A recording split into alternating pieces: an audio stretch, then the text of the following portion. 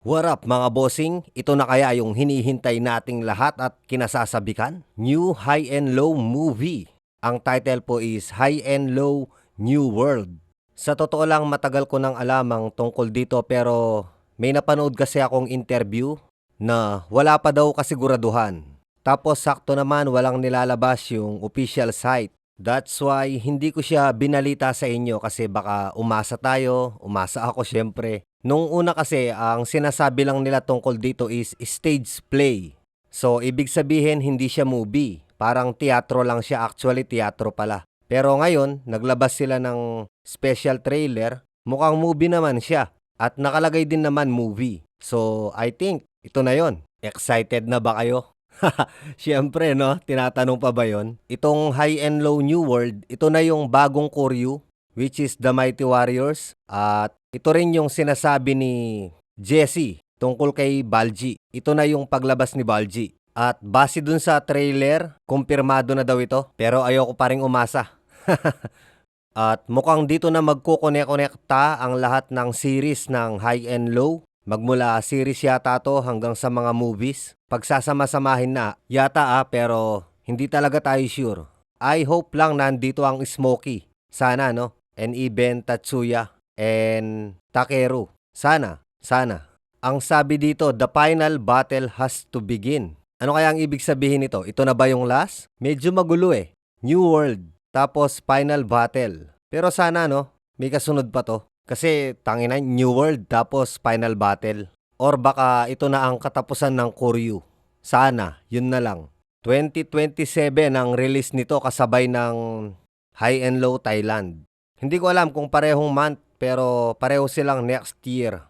Yung The Worst naman, yun ang alam kong magtutuloy ng series eh. May nabasa ako tungkol doon. Itong New World naman, medyo nagiging palaisipan kasi siya sa akin. Base sa mga napanood ko rin na interview. Sana ano na lang to, surprise movie, kaya hindi nila sinabi. Ang sabi kasi doon sa 10th Anniv, compilation ng mga movies from the start sa loob ng 10 taon. Tapos biglang may ganito, biglang may New World. So medyo confusing lang. Pero sila naman nagsabi, movie.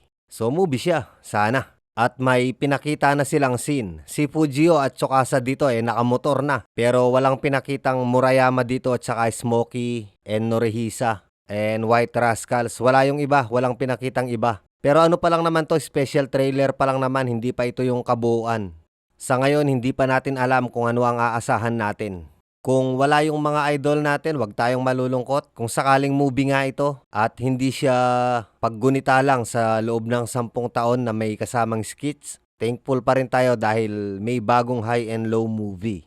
Ang nakakalungkot lang dito is sinabi nila na came to an end dun sa era ng mga schools. Nasalungat naman dun sa interview. Ang gulo, di ba? Ang pagkakaintindi ko dito is tatapusin na yung mga palabas sa school, then magpo-focus na sila sa parang Yakuza battle or Mafia battle, parang ganun. Yun ay kung susundan pa nila to. Well, sa ngayon, puro hinala lang tayong lahat kung ano ang mga mangyayari. Ang pinakamabisa sigurong gawin dito is maghintay na lang tayo kung meron.